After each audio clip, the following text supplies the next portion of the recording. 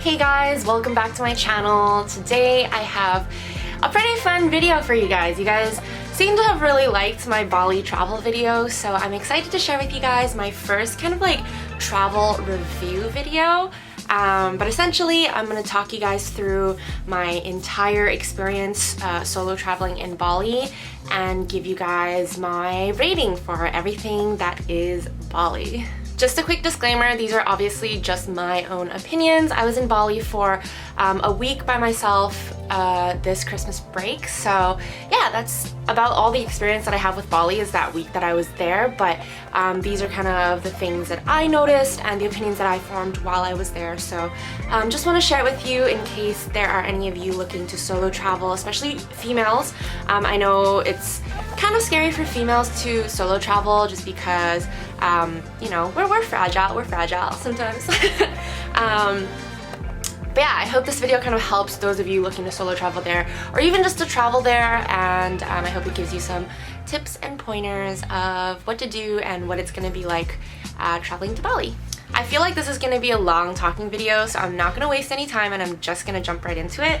But there's a few kind of, I guess, like categories that I want to cover in this video. The first one being accommodations. Because I was traveling there alone, I know I probably could have looked for hostels and kind of like those shared accommodations to live in while I was there so that I could meet people, but I don't know, well, for one, it was kind of I wanted it almost to feel like an Eat, Pray, Love kind of trip, as, you know, as jokes as that is, but I also just wanted to be in some sort of a luxurious kind of environment while I was there, just because this was my winter break trip. This is something that I've been planning for a while, and I just wanted to really live up Bali the way I've always imagined it, even if I am going alone. So for me, what I did for accommodations was I stayed in Airbnbs. Airbnbs in Bali, or I think in any tropical kind of island destination, it's going to be really different from the Airbnbs that you see at home. So they're not really houses or apartments that you're staying in, they're mostly villas in Bali. So I stayed in 2 different villas that I booked through Airbnb, and I do like to book through Airbnb just because you know, I don't have any experience traveling there, and Airbnb is a trusted platform in which I can you know, read the reviews to a place, or you know, I could even book with like trusted or verified Airbnb hosts, so that way I just felt a little bit safer living in kind of the places that I did. There are tons of villas that you can book through like travel websites or even like the villa's own websites. There are like property management companies that manage like villa properties for you to rent, or even there are a few hotels that I think have villas. I think was it the Sheraton? I know the Four Seasons, I think. But yeah, there's just a bunch of large hotel chains that also have amazing, stunning villas that you could rent when you're going there. But personally, I just chose the path of Airbnb just because it is what I'm familiar with. I always stay in Airbnbs when I travel. If you guys haven't seen my Bali vlog, I'm gonna link it up here for you guys, but you're gonna be able to see both of my villas in those vlogs, so if you want to check it out or get kind of more detail on that, you can check out the clips there. Otherwise, I will have both my villas linked down below for you guys, just so it's really easy for you guys to book those if you liked what you saw and you want to live there when you're in Bali.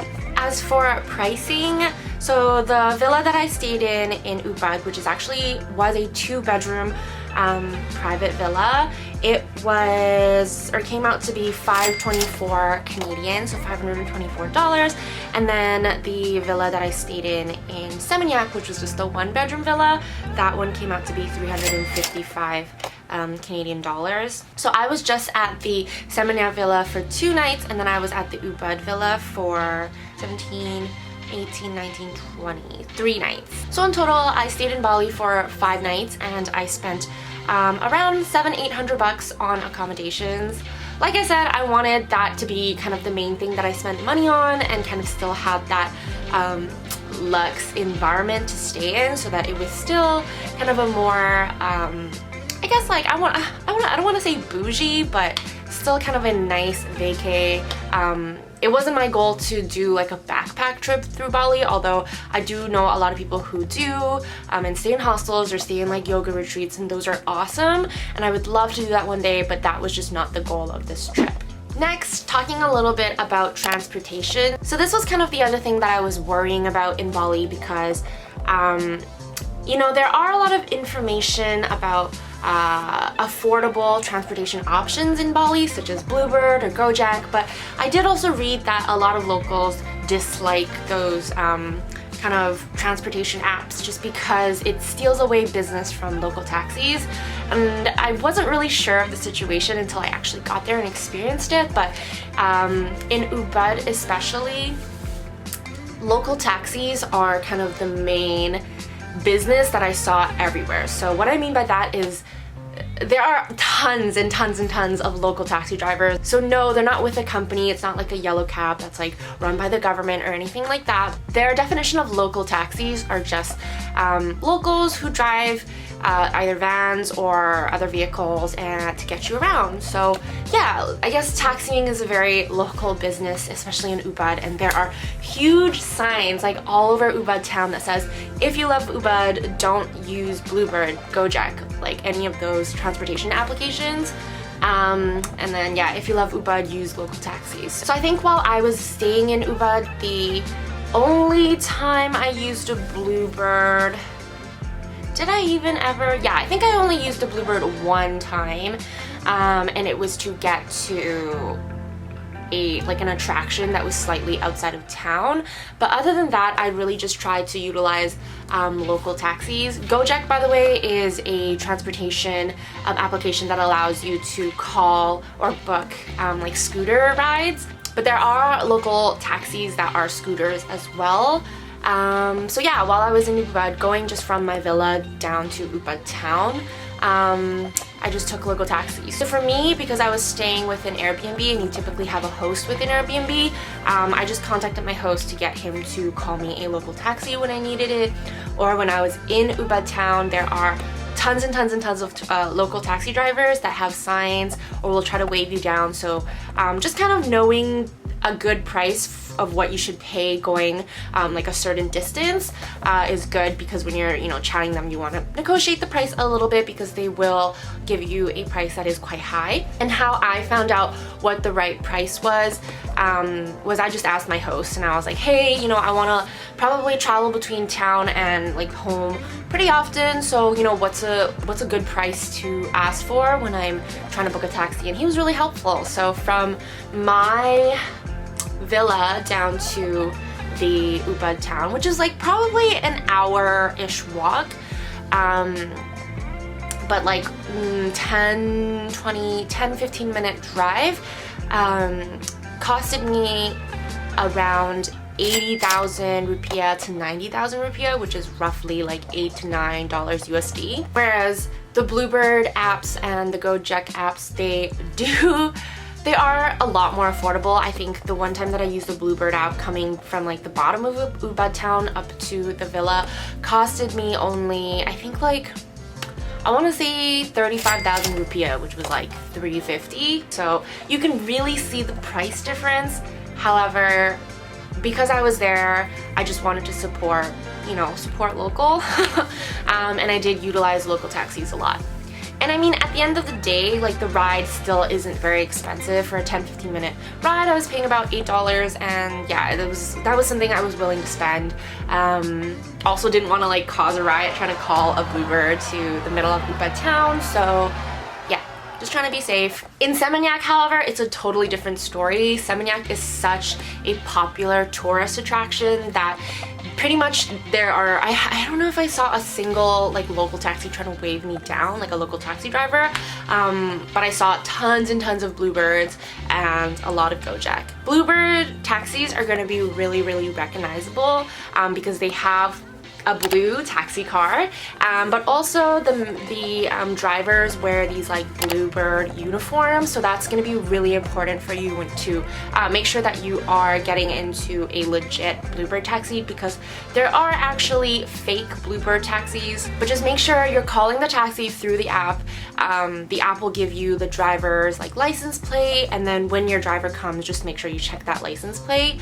And yeah, check for the bluebird logo, check for the, you know, the blue car, and then of course the driver's uniform. So just make sure you go through that checklist every time you're using their taxi service, just to be safe. A pro tip for when you guys are in Seminyak too, Gojek does food delivery as well, and I did speak to both my Airbnb host in Seminyak as well as who was it? I think it was like another shop owner or like a restaurant owner or something.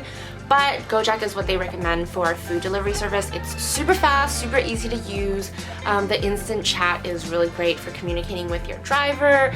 Overall, it's just a really, really good app. And if you're used to using like Uber Eats or DoorDash or Skip the Dishes or whatever, you're gonna know right away how to use Gojek for ordering food. Since we're on the topic of food, I thought I would just, I guess, give you guys a few of my favorite places to eat while I was there. When I was in Ubud, I did try to eat locally as much as I could. There was this little, and I could be totally butchering the name, but they're called warungs, W-A-R-U-N-G.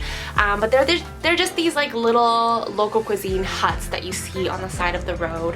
And there are tons of them all over Bali, but there was one specific one right by my villa in Ubud, about 5 minutes like walk away, that I always went to, and yeah, I just loved eating there because one, I love Indonesian cuisine, so mie gorengs, nasi gorengs, they had amazing like grilled chicken, skewers, just really, really bomb, simple dishes. Two, it was just, oh my gosh, so cheap. Eating at a warung costed me about I would say like $4 or $5 USD per meal. So I would get a mie goreng, which would be like $3.50. I would get maybe, they had like chicken wings and stuff for appetizer, that's like another $2.50, and then I would get a water, which was like $1.50-ish. So on average, eating at a warung really just costed me like under even like $8 to eat my food and to eat a really filling meal. So if you are traveling to Bali on a budget, that is definitely something to keep in mind, is to search out those local cuisine, those huts for noodles. I know there are, what are they called, like night markets as well, but I didn't end up going to any while I was there, and I mainly just went to that one local hut. There are also tons of really, really amazing restaurants in Bali as well, and because it is a place that is very well frequented by Australians and Americans, they serve a lot of American food, so there's a lot of brunch places that have like bennies, eggs, whatever. I saw a few Mexican restaurants. I went to one Italian restaurant that was really, really amazing. But overall, even the fanciest of food, so when I went to go eat Italian, I think my meal only came out to be like $24 USD. A pasta was typically like, I think it was like 80 or 90,000 rupiah, so like $8 or $9 USD. An appetizer probably like $4 to $5 to $6. I went to this other cafe where I had kind of like a typical breakfast, so like sausage, eggs, and potatoes, and that costed me about like $4.50. Juices and stuff around the same, like $3. On a kind of more local juice truck, you can probably get it for like $1 or $2. They even have a chat time there, and the prices are obviously the same globally, but yeah, if anything, I think drinks like juices, smoothies, and whatnot are more expensive. They're like $3 to $4, like an average kind of juice and smoothie price. Whereas food could also cost around $3, $4, $5 for a dish, even at kind of a fancier restaurant. So that was a bit of a shock for me, but also obviously awesome. Going into my trip, I was actually thinking to myself, like, I'm gonna be so healthy during this trip. Like, I'm gonna eat clean, I'm gonna eat vegan, I'm gonna like really try to not fall into that stereotype of Christmas or holiday weight gain.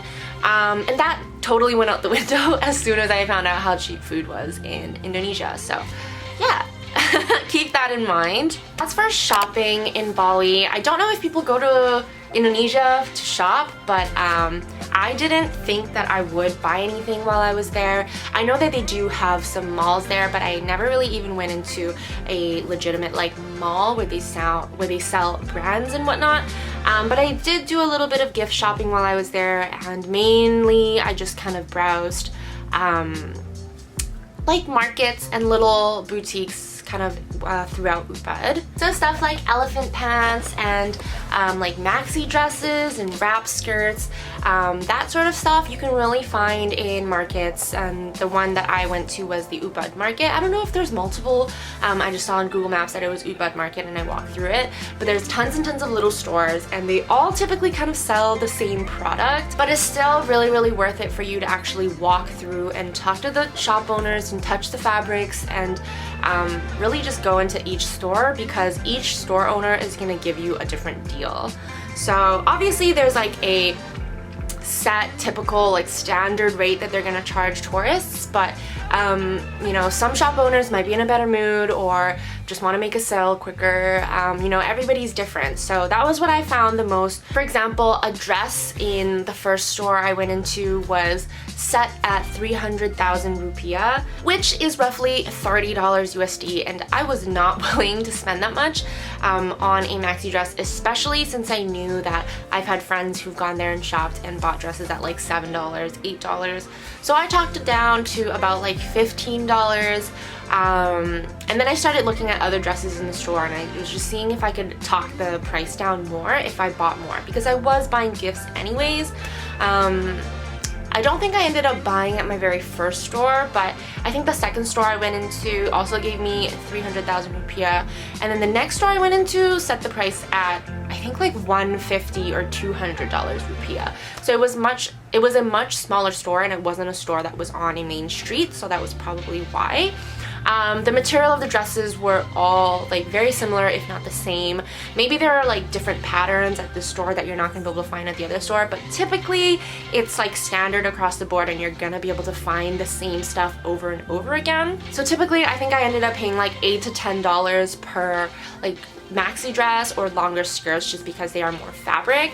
For pants like these elephant pants that I have, I think I ended up paying like $5 or $6, which they're gonna say that it's a ridiculous price, and that's way too low, but because I was buying, you know, more than one, more than two, I was probably about like 3 or 4 pairs of pants and whatnot, I was able to talk the price down a little bit. If you want to buy a lot of these like local clothing, I would do it at a market in Ubud, because when I went to Seminyak, there were tons and tons of really cute stores with really beautiful like kind of beach clothing, summer clothing, vacation clothing, but they were very expensive because it was very much so targeted to you know, larger tourist groups. And typically I saw the prices in Seminyak, like kind of the prettier, bougier stores, costing about the same as I would pay in Canada. So like a pair of shorts would be like $60 or $70, a dress would be like $60 or $70 or like $100, $120. So the prices went way up. Given you are getting a lot nicer quality and you are getting kind of like branded items, and you are getting just a better overall vibe than like shopping in a market. They're very beautiful stores. Like it felt like I was walking through Santa Monica, California, but in Bali. So you do have to keep in mind, shopping in those kind of like nicer, fancier boutiques, the prices are going to be way higher and you're not going to be able to bargain, but up to you which option you go with and where you want to buy things. But those are kind of the two kind of different stores that I experienced while I was there. Oh, one tip that I do have if you're shopping in markets: go early on in the day, kind of in the morning, because the shop owners will typically give you a better price in the morning than in the afternoon. So I did find shopping in the morning, the shop owners were willing to give me a lower price, which they called a morning price, because the first sale that they make at their shop, they do this funny little ritual where they take the cash that I give them and they like what do you call it? They like smack it against a bunch of their products, and it kind of, I guess, like blesses their store for more sales that day. So I thought that was an interesting ritual, and yeah, I did find that the morning price that they were willing to give me, which is like the setting price or like the listing price, was a little bit lower than what people asked for in the afternoon. So yeah, just a tip. Lastly, I just want to talk a little bit more about, I guess, like budget and how much you should save if you plan on going there. So I was very lucky because I had already had a plane ticket going to Hong Kong because I was visiting family in Asia this December. So I pretty much bought a ticket from Hong Kong to Bali, which was, I think, significantly cheaper than if you were to fly directly from like Vancouver, Canada, US, wherever, to Bali.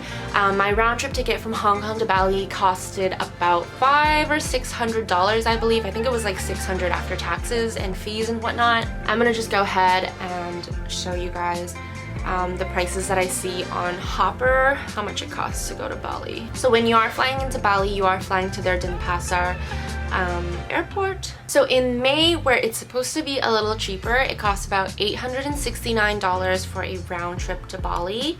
I'm gonna take a look in December as well to see if I can see what the prices are next December, which was around the time that I went last year. If I were to book right now the same dates that I booked last year, this year it would cost me about $1,410 for a round trip, so it is a little bit pricey. I don't think right now is a very good time to book.